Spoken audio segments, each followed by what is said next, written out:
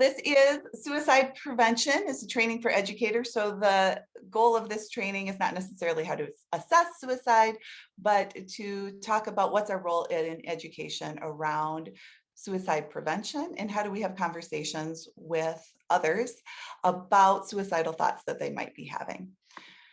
So if you stay to the end, I know many of you need this for your licensure. So we will give you a chance to have a certificate at the end that you can submit to your licensing board for to fulfill that requirement. We'll also email that out afterwards. We are also recording. So if I know people are in a lot of places with their own just mental health, and you never quite know what might trigger you. So I certainly am not, I hope that none of this is triggering. It's meant to be supportive and to encourage you to be reflective and think about how you can support those that might be struggling with suicidal ideation. But sometimes our brains and our bodies react in ways that we don't even anticipate. So if you need to step away, if there's something going on in your building too, we get it. So we are going to send this replay out to you afterwards. You'll have a chance to watch it and we'll get you that certificate. So take care of yourself and whatever that looks like. So just start off quickly a little bit about me. I am a licensed independent clinical social worker and have worked as an adolescent therapist. I have about 20 years of experience working in a school setting, starting off in Head Start all the way up through 21. So I am currently a central office administrator in a student services department in a school district here in Rochester, Minnesota. And I am the mom of 4 kids. My oldest is getting married this summer, which blows my mind.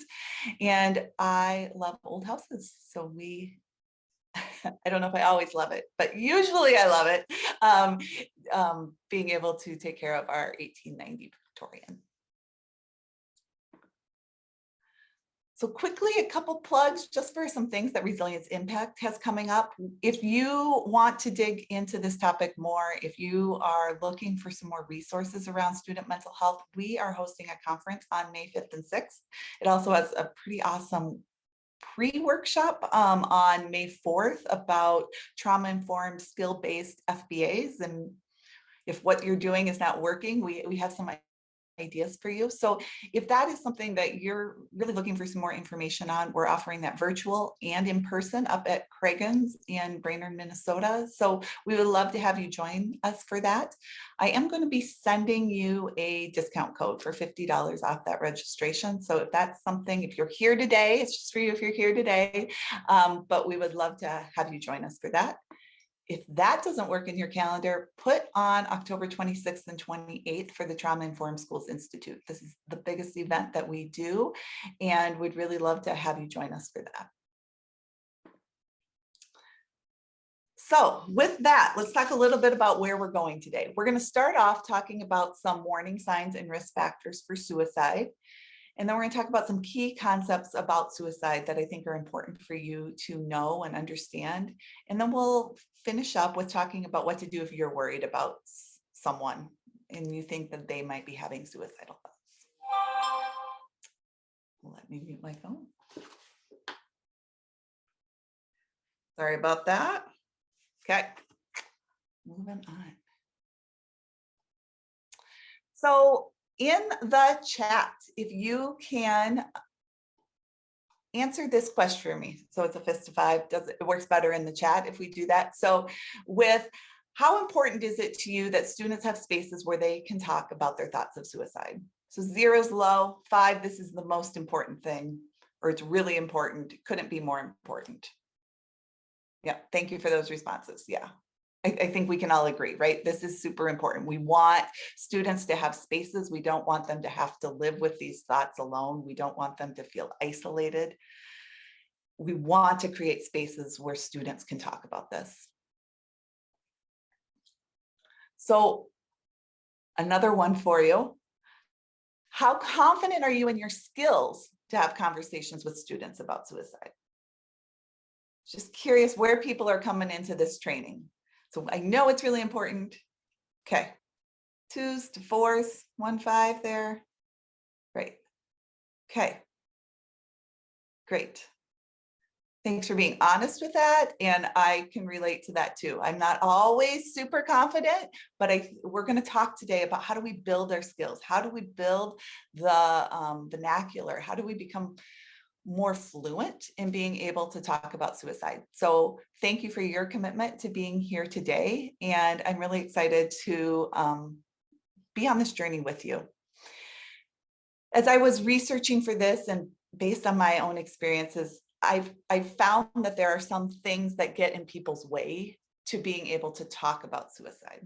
So just like we saw today, this is a piece of research I found that said 95% of people say they would do something about if someone close to them was thinking about suicide. Like, it's really important. We wouldn't dismiss it.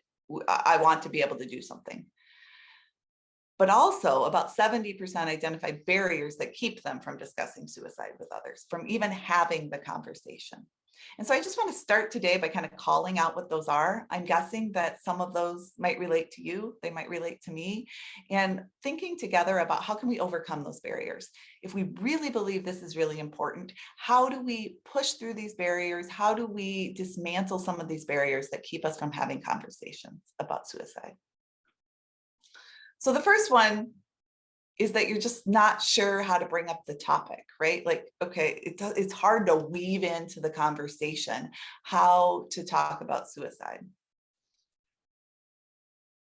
And then even if you do, often like it feels like we're stumbling over our words, or we're not sure what to say. We're worried about saying the wrong thing. We don't want to offend anybody. We don't want anybody to make them feel uncomfortable. We want to make sure that they, stay in community or in relationship with us. So we worry about offending them. And then I think some of us are worried about that if somebody does share that they're suicidal, like what to do with that. Like, how do we support somebody? How do we get them to the right help? Like, what do we do even if that does come up? So we're going to tackle those things today. I want you to be able to leave today knowing how to bring up the topic, knowing some of the right words to say, and thinking about how would I respond? What would be my steps to be able to take so that you can engage in these conversations about suicide? So we're going to start off talking a little bit about some warning signs and risk factors and dig into some of the research. So overall, just kind of a general statistic, this is not necessarily current or the most exact. We're going to get into some more exact statistics, but mental illness is really common among children. 1 in 5 will struggle with mental illness sometime during their childhood. You may be able to think back at a time in your own childhood where you were like, oh yeah, I didn't know what was wrong, but like, I don't even remember what happened in 6th grade because it just feels like this black box in my own memory.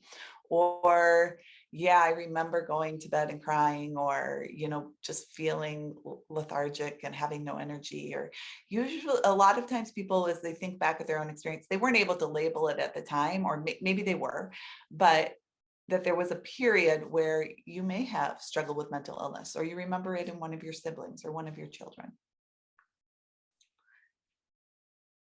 I want to kind of evolve our thinking a little bit around the concept of mental illness and mental health.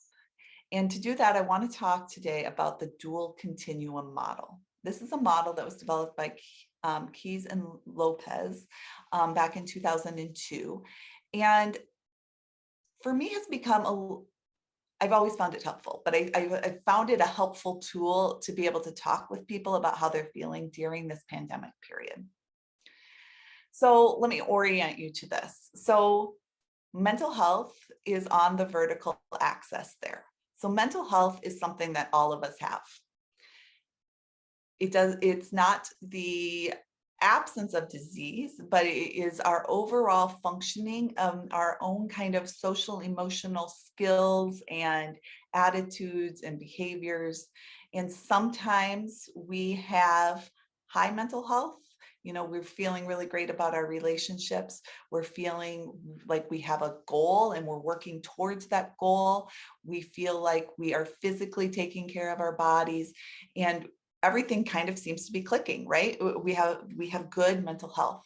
And then there are times where things aren't clicking as much, right? And we might be struggling.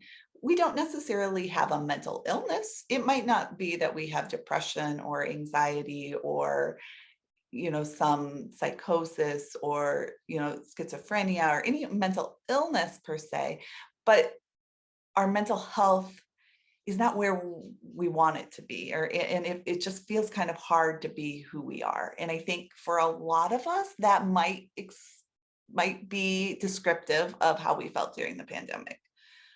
I remember thinking like, okay, everything's fine in my life. I'm privileged to not have to worry about, finances or my own health, particularly. Like, compared to a lot of people, things are really good in my life. But my overall mental health of just being in my home and isolated and just worried, right? It was kind of scary. My own mental health was lower than it has been at other times. So we all go up and down on that vertical continuum there. On the horizontal continuum, we have mental illness. And for those that struggle with mental illness, and I'm going to use the example of depression specifically. Depression is something that doesn't necessarily, it's episodic, right? So it's not that it ever completely maybe goes away, but we know that some people struggle with depression and that it's episodic in nature, that sometimes it's worse, sometimes it doesn't bother you at all. And so mental illness on that scale, that sometimes it really interferes with your life and it's on the high side, and sometimes it's not causing any interference at all. So then looking at the boxes, Adam Grant wrote a piece during the pandemic and talked about languishing. And this is really where that word came from, was from this research, where you're not mentally ill, but your mental health isn't very great either. You're kind of languishing, which was a term that many, many people kind of grabbed onto as descriptive of how they were feeling during the pandemic. Floundering is when you have low mental health. You don't really have those skills that help you adjust and adapt to mental illness, and you have mental illness as well. So you're in that floundering quadrant. Up above, you will see struggling, which is when there's mental illness that's present, but you have high mental health skills that are helping you manage that and be able to adapt your life to still being successful. And it's still hard. It's still a struggle every day, but it's different than floundering. And then flourishing is when there's low mental illness and high mental health.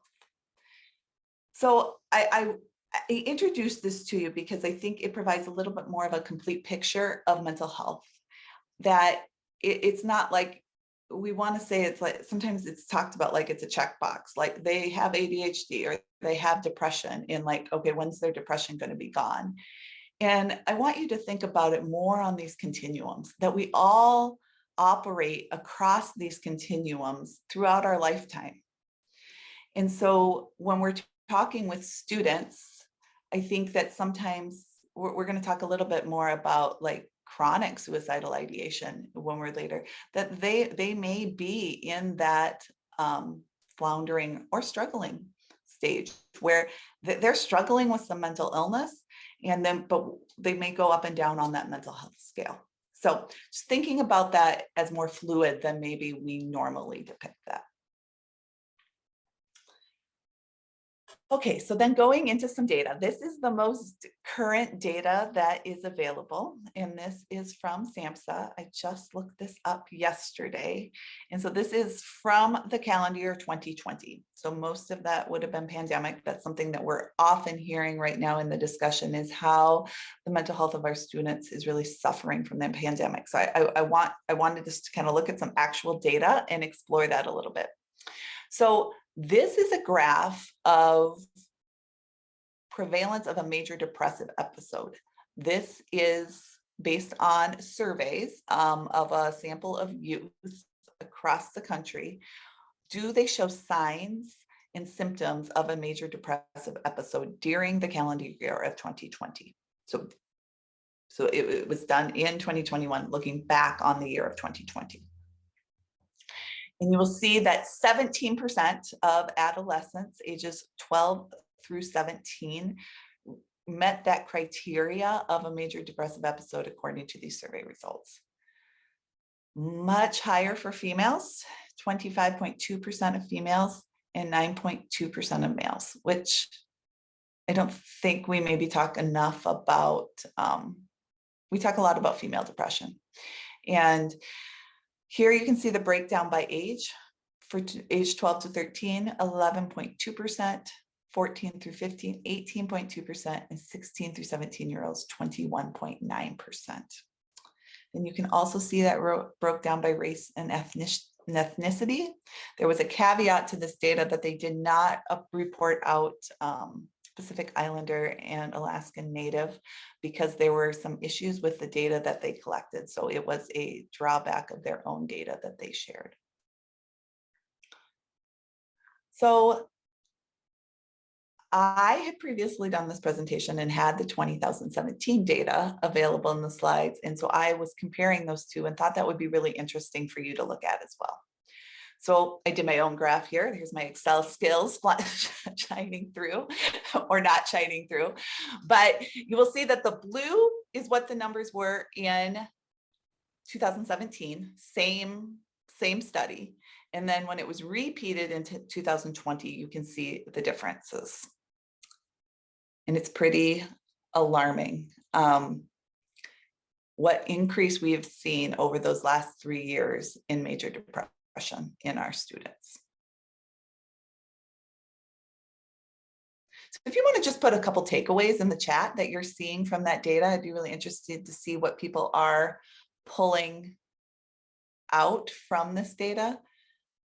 Just some thoughts. So if anybody has anything, I'd be interested in hearing your thoughts there and over there in the chat.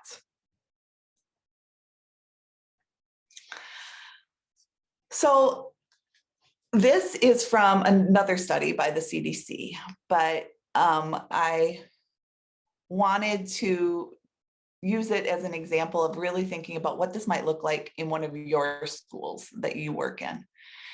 And this study found that 31.5% of high school students had experienced persistent feelings of sadness or hopelessness, which is one of those key indicators of a depressive episode.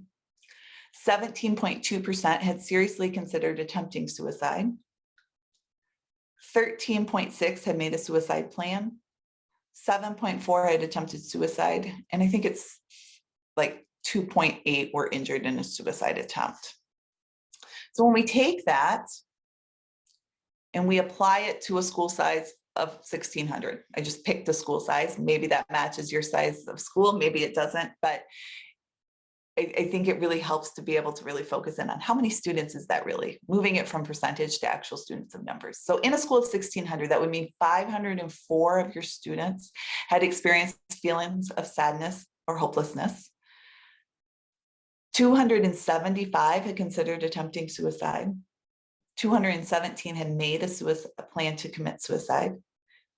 118 had attempted suicide, and 32 were injured in a suicide attempt. So very sobering for me to think about, and really speaks to whether it, and you can take those same percentages and apply them to your classroom or to your school. And thinking about, do we know who those students are that are struggling? And I think we know some of them, but I think there's a lot of students that suffer in silence, that we don't know who they are, we don't get to hear them, and they feel very alone in the feelings that they are having. So going over to the chat, yeah. So Renee's talking about the percentage for students for 2 or more races is really alarming. Yes, I agree. That number was, I think it was at 29%. Mental illness has increased a lot since the start of COVID. Yeah, thinking about how high school students who usually thrive on social interaction and how that isolation may have led to more depression. So thank you for sharing some of those takeaways that you had over there in the chat. So once again, back in the chat, just thinking about, does this data match your experiences personally and professionally? So thinking about who's in your circle personally, whether that's your own children, nieces and nephews, your kids' friends, maybe some in your community or in your church. Does that match your experience personally? And does it match who's in your circle professionally and the students that you get to work with? So if you can, okay. Kay Sussman says yes and yes, sadly. How about for any others? Does it surprise you, or or you're like, nope, this is just confirming what I already know? Okay. Confirming. Okay.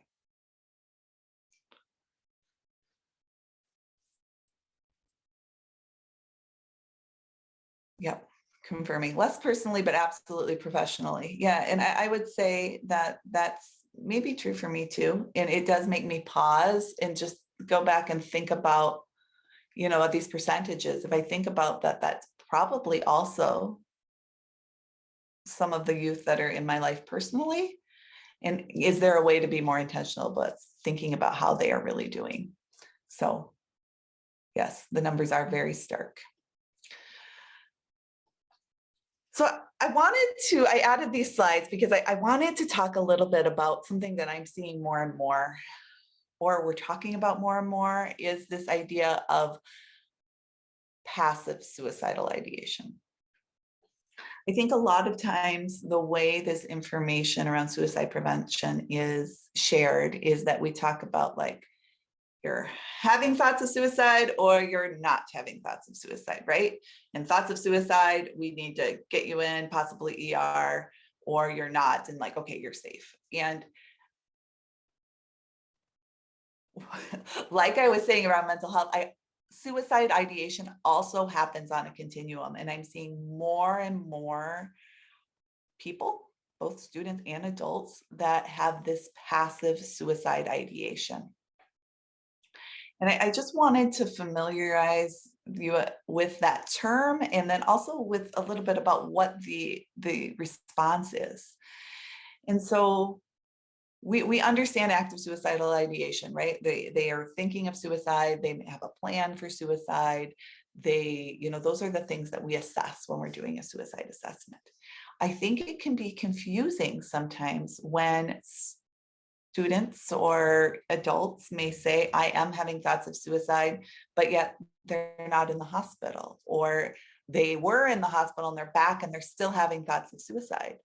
And that is the reality of a lot of people's existence, is that how is the role of treatment a lot of times is moving those thoughts from active suicide ideation, where I have a plan, I want to do this, this is what I think I have to do or should do, to more of a like, I sometimes just wish I was dead. I don't have a plan. I have a couple of things I'm looking forward to, but yet I still have this kind of nagging thought that life would be easier if I wasn't here. And so I wanted to talk about that a little bit and just familiarize your idea with the idea that suicidal ideation also happens on this continuum, and that part of the response of providers is helping move maybe those active suicidal ideation to more of a passive suicidal ideation before we can get to know that it's a process, that it's not necessarily we go from active to none. And so I have a quote here that I thought was illustrative of maybe somebody who's having some passive suicidal ideation and some of the things that I've heard that I wanted to share with you. And so this is from a woman named Anna Borges, and she had a blog post around this. And this is what she said. I wish there was a nicer way to say this, but I don't always want to be alive. Right now, I don't actively want to kill myself. I don't have a plan. I don't check the majority of the boxes on the list of warning signs of suicide. I have a life I enjoy and I'm curious about the future, but the fact remains, I don't always feel strongly about being alive. And sometimes on particularly bad days, I truly want to die. And so Anna, this was part of a blog that she was writing, talking about her experience of living with suicidal thoughts and just making people aware that that's part of what her struggle is, sometimes days that are worse than others. And so we can't think about it as just kind of this didactic approach, one or not the other. There is often a continuum of suicidal ideation that youth and adults are experiencing.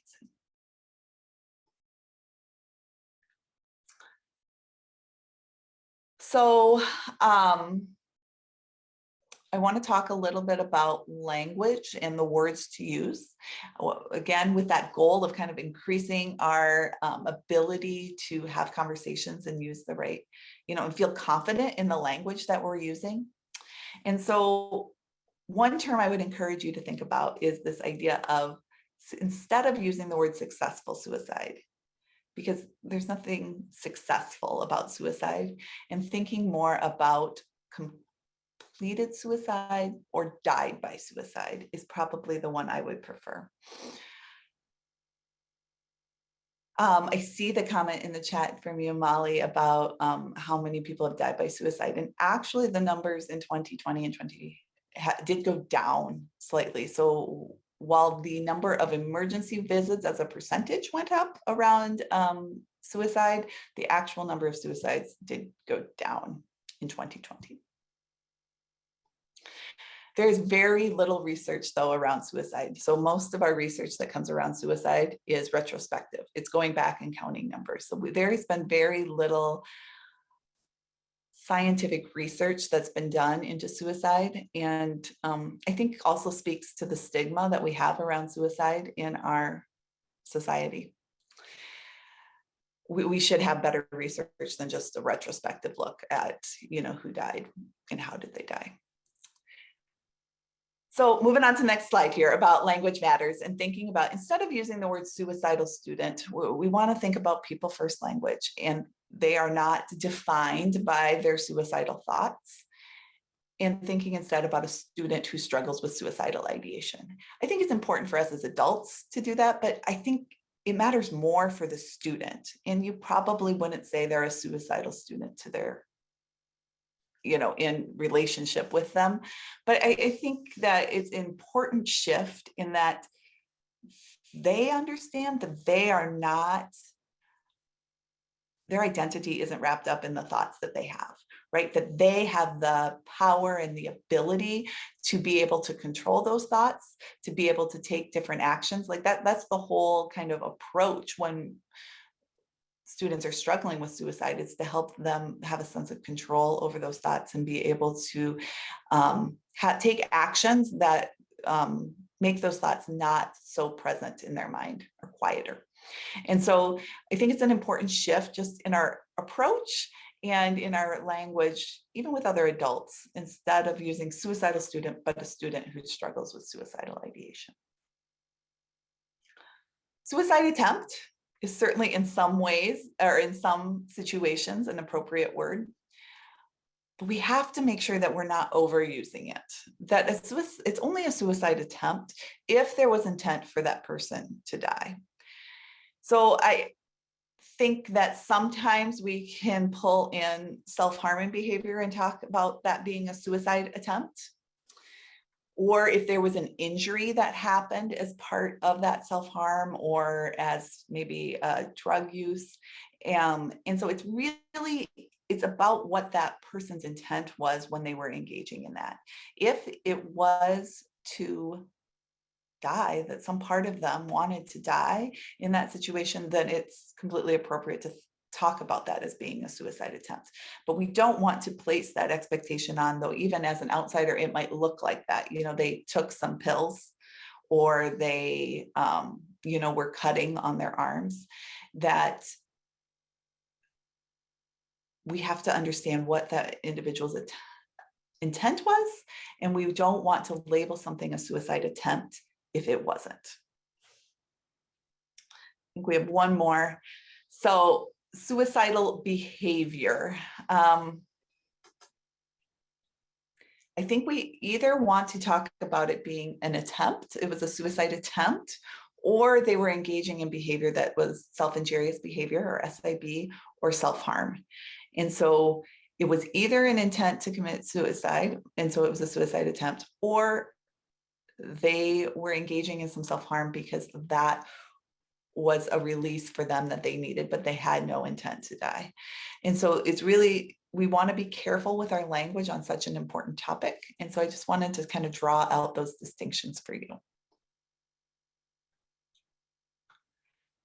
So I have a video that I want to show you that quickly kind of goes over the warning signs and risk factors, I think, in a better and more succinct way from youth than I can. So we're going to watch this together and then we'll come back.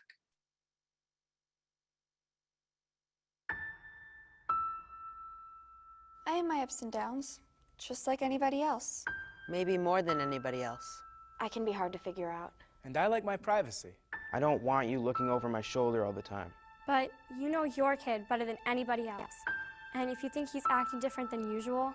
Acting really down, crying all the time for no good reason. Or getting really mad. Not able to sleep, or sleeping too much. Shutting her friends out or giving her stuff away. Acting reckless, drinking, using drugs, staying out late. Suddenly not doing stuff he used to love. Or doing stuff that's just not like him. It might be nothing to worry about. It might just be high school. Or it might be something more. He might be depressed. Not just feeling down, really depressed. It might be that your kid is thinking about killing himself. It happens. More than you think. More than it should. And people say, I had no idea. I thought it was just a phase he was going through. I never thought she'd do it. I wish he'd come to me. I wish he'd said something. I wish I'd said something. When it's too late. So if you think your kid's acting different, if she seems like a different person, say something. Say, what's wrong? How can I help? And ask straight out. Are you thinking about killing yourself?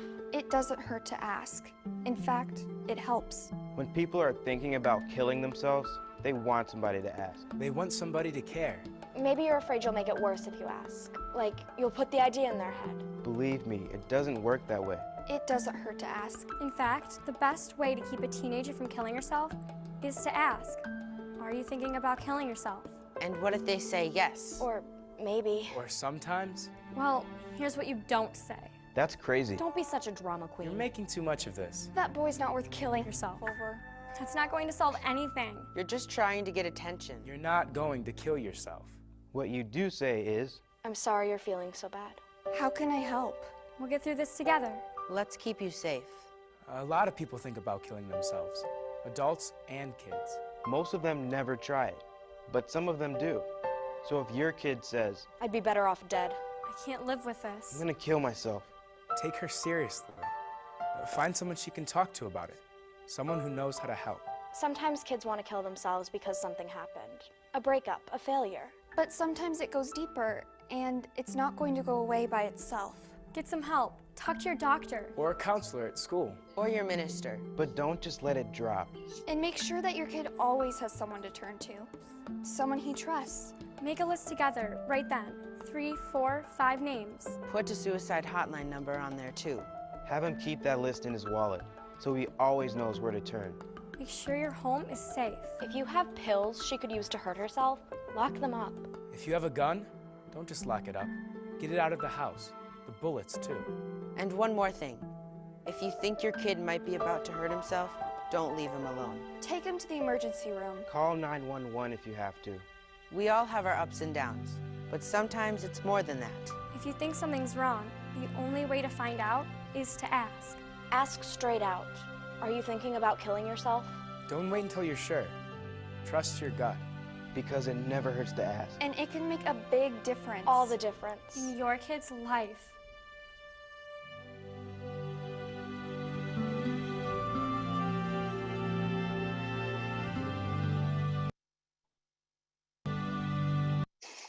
Okay, we'll watch this.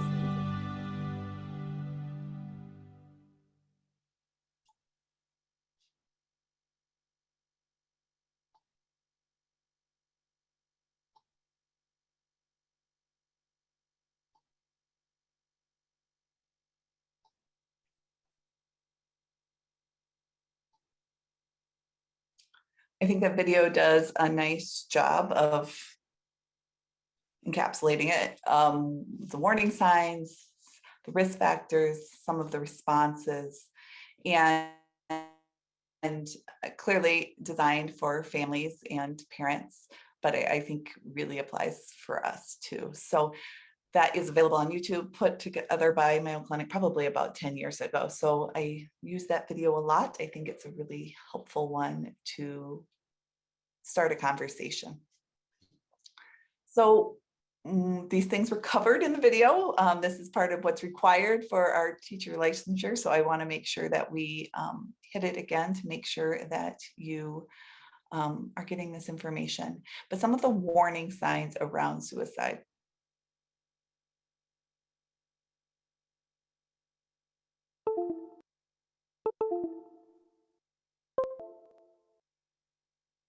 My camera just went off.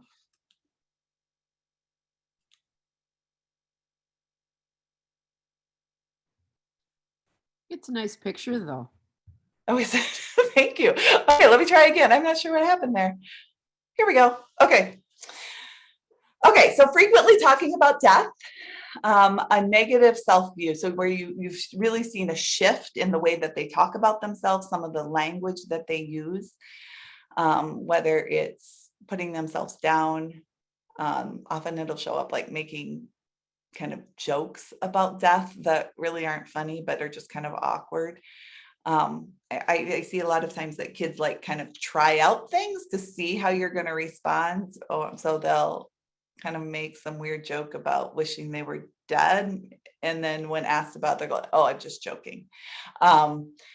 I see that a lot with youth, like this kind of trying it on to see, like, are you a safe person in order to be able to kind of engage in this conversation with me? So definitely pay attention if you're seeing any of that. Going around the top here, if there's an increase in substance use, engaging in risky behaviors, whether that's the way they're driving, the way that, some sexual risky behaviors, if it's kind of like, oh, well, I don't really care, whether, maybe they really used to care about their grades and now kind of aren't even showing up at class. So we're really just looking for a change, from their baseline and what their behavior was. And a lot of times there's this attitude for people that are feeling or having thoughts of suicide, is there's a sense of hopelessness or no hope for the future. And sometimes that's when those risky behaviors show up. It's like, well, it doesn't really matter. I'm not going to wear my seatbelt because I don't really care if I'm alive anyway. I don't care how fast I go on this road, or I don't care, who I'm having sex with or what drugs I'm doing, because I don't necessarily have that hope that it's really going to matter or that I'm going to be here later. Sometimes youth will isolate and not want to get out of their bed. We see that, I think that's more with older people, and a lot of times with younger people, we'll see a lot more irritability and anger. So those drastic changes in mood or behavior, and that aggression and irritability is maybe more common, especially with younger youth that might be feeling some of those symptoms of depression or thinking about suicide. We definitely want to pay attention when they're asking about guns. They're wondering where there's kind of this preoccupation with guns or other lethal measures, or thinking about pills or asking about pills. If they're making funeral arrangements or giving things away. Those are all kinds of things that we want to pay attention to and ask some more questions about what might be going on. There are some things that in the research are associated with a higher incident of suicide. And so starting over here on the left, but like losing a friend to suicide. So there's something called suicide contagion, in that there can sometimes be suicide clusters. So having somebody in your immediate circle that has died because of suicide, it puts you more at risk for suicide yourself. If somebody has attempted suicide in the past, they are more likely to attempt again. If there is a physical disability or illness that has been diagnosed recently, or if there is something that makes the student feel like their life is over. In the video, it talks about, it gives the example.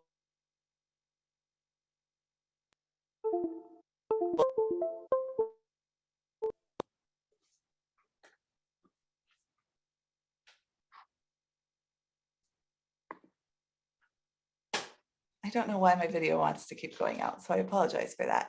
But when we're thinking about those kind of big life events or those big losses, we have to think about it from the youth's perspective. And I think that many of you probably had that first heartbreak from a romantic relationship, and how painful that really is for that youth. And as adults, we have the ability to go, okay, yep, life does move on after that.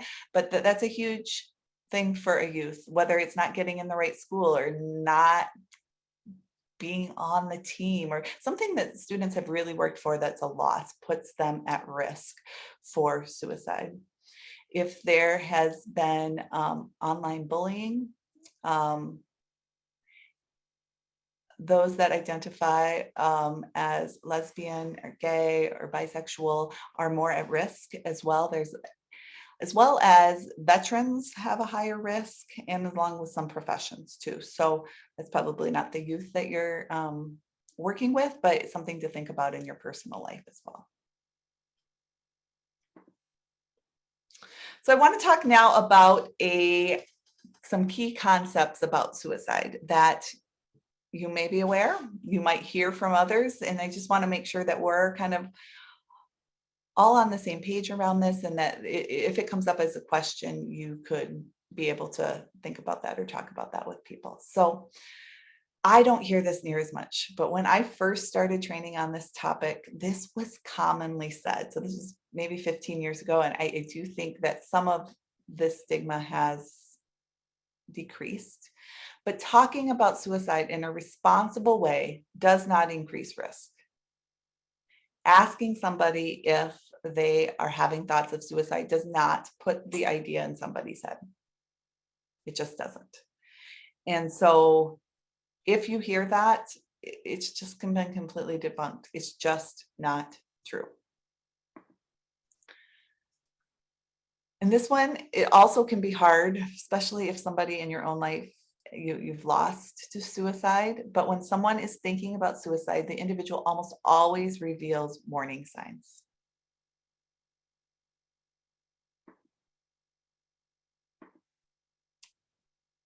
Those with suicidal ideation are often ambivalent about dying. And this is part of the work, around intervention with those that are having suicide thoughts, is that there's this sense of, I want to die and I just can't keep on living.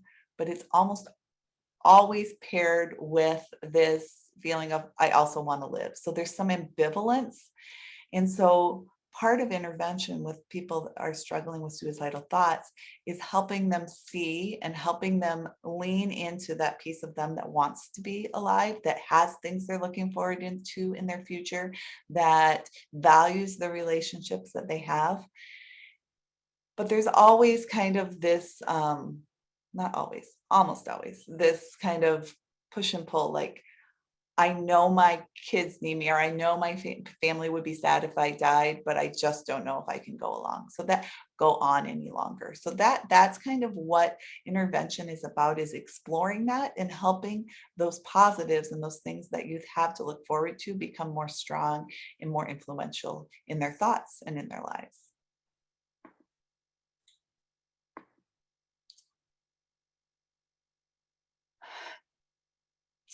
Families are often unaware of a youth's suicidal behavior. And I mention this one because sometimes families don't have the same vantage point of youth. And I think that sometimes there may be a feeling that this is a family's responsibility, or that it's the role of the parents to have this conversation with a child or a youth. And yes, I think we all are responsible, absolutely, including families and of the child.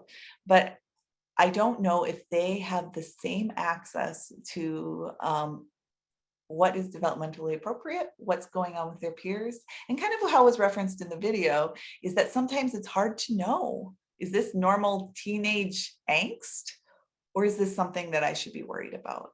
And at schools, we have the opportunity to go like, okay, we have a whole peer group, and where is this individual kind of in relationship to their peers, and where they were before and where they've been in the past. And while students definitely try to isolate and sometimes hide at school, they don't have a room that they can go in and be in. And they probably spend more time in school than they do, with their families at home. By the time that they're at school all day and they're in after school activities and they have a job and they're with their friends, that I know that sometimes that time to really observe your child when they're a teenager and the home can be limited. And so it has to be a both and, that yes, families need to be engaged in this conversation and be looking for these warning signs for their students, but we also play a crucial role in helping students and families identify and respond to suicidal ideation as well. For every death by suicide, there are 25 attempts. And I think it's important to emphasize this, because sometimes there can be this feeling that people are attempting suicide to get attention or to somehow manipulate a situation. And I just want to kibosh that we know that having one attempt, even if it wasn't a fatal attempt, or what had carried the risk of only minimal injury, that it puts them more at likely for future suicide attempts. And it is not normal behavior. So even attempts that are unlikely to lead to death have to be taken seriously. They are a cry for help, and that youth is trying to communicate something that they don't know how to communicate in any other way. And we have to pay attention, and we have to respond and not minimize when there is an attempt that may not have resulted in an injury. No. So Tabitha adds a question of that. No, not for an individual. This is on an individual basis. This is kind of looking at census-wide data. For every 25 attempts there would be one completed suicide. And I think this is actually emergency room data. So this would be one, this would be from hospitals for where there was an injury enough that they had to go to the hospital. Did I skip one here? 83% of suicide attempts involve poisoning, which is the most common method of attempt by girls. So if you're working with girls, just think about that, and possibly that might be something that you ask a little bit more about, is thinking about pills. And if you might be worried about somebody in your own home, thinking about what pills you have in your home. 50% of completed suicides are by firearm. And part of this is leads to why there are more male suicides completed by those who identify by male, because males are more likely to select a more lethal method of a suicide attempt, including a firearm and hanging, whereas females are more likely to choose something like a poisoning. And the last one is just that suicide can be prevented. That there, like I said, is often this ambivalence. There is a place for intervention that we can all play a key role in encouraging and coming alongside our youth to, one, talk about the feelings that they're having, and then provide them support about the suicidal ideation they may be experiencing. So what to do if you're concerned? So first is to establish a rapport. Hopefully you have a relationship with this student that made you notice, or that you are able to have a conversation with them. I think that sometimes one response that I have with this is that if a student's sharing with you, something that's hard in their life, sometimes I can preface this next question in number 2 by saying that sometimes when I've talked to students before who've had this kind of thing going on in their life, they've thought about suicide. And I'm just wondering, is that something you're thinking about? Are you thinking about suicide? And so it's really important to use those words that sometimes we want to be able to say, have you thought about death? Which is a very different question, right? Like thinking about death is very different. Are you thinking about committing suicide or are you thinking about suicide? And so we have to be careful of not trying to kind of make the question a little bit easier to say and really practice using some direct questioning. If the person indicates that they are thinking about suicide, we don't want to leave them alone until there's a further assessment. So it's being able to get them to a person who can do an assessment of their suicidality and help create a safety plan of what they should do. We also want to validate how they're feeling. And again, this was shown in the video, but by just, that must be really hard. I'm sorry you're going through this. We don't want to try to solve their problem in that moment. We want to come alongside them and just be with them in those feelings that they're experiencing.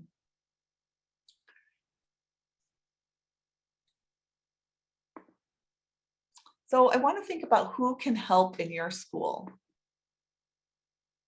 So maybe just put in the chat, that if you had somebody that you were worried about, whether it was a student, or it could be a friend, a spouse, a colleague, and you were worried about them, you've asked them this question, and who could you take to this student to at your school? And if you could just put that in the chat for me.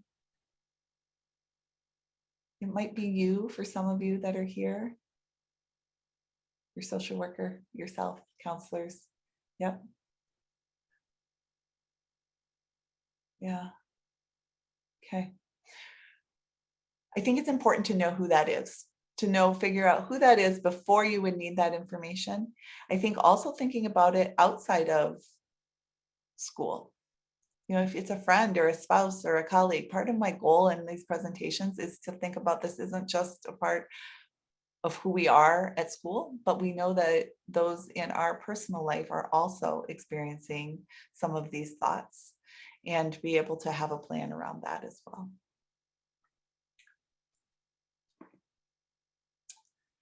So I want to talk about what you don't say. And some of these seem so ridiculous in this setting, right? Like, oh, I would never say that. But sometimes I think it's surprising what we do say to students, especially when we think they're being a little overly dramatic or we're maybe a little bit annoyed or frustrated with them, which happens. It happens when we're working with youth. But we don't want to say things such as this, that there are a lot of people worse off than you. Give it some time. You're going to snap out of it. This is just something kids go through. It's a beautiful day. Just go outside, go on a walk. But you have so many things to be thankful for. Why are you depressed? What do you have to be depressed about? I give you everything, or you have everything that you need. Or everyone gets depressed. Lighten up. Instead, we want to respond with validation. We want to recognize or affirm that a person and their feelings and opinions are valid or worthwhile. It doesn't mean you have to agree with the content of their statement, but that how they're feeling in that moment, you see them, you recognize that, and you want to come alongside them. Emotional invalidation is the act of dismissing or rejecting one's thoughts or behaviors. So if somebody were to say, I'm thinking about suicide, and you say, no, like, that's silly. You need to not think about that. And I think sometimes we send students that message. And so it's making sure that we are responding in a way that validates others. In a couple of ways I see this go wrong with adults is that we try to go into fix-it mode. We see something that is a student that's hurting and we want to try to fix it. And there may be a time to offer some solutions, but your first response and your response for a while should be that validation. We're not going to try to hook them up with a new friend or make a plan of where they can go after school unless it's part of their safety plan. But we're not trying to fix it. First, we're just trying to be with them in that moment. And we want to listen for hearing how they feel. So if they say, we're going to practice this in a minute, but focus on what is the feeling they are having and how can we respond to that feeling? And then wait to go on to problem solving.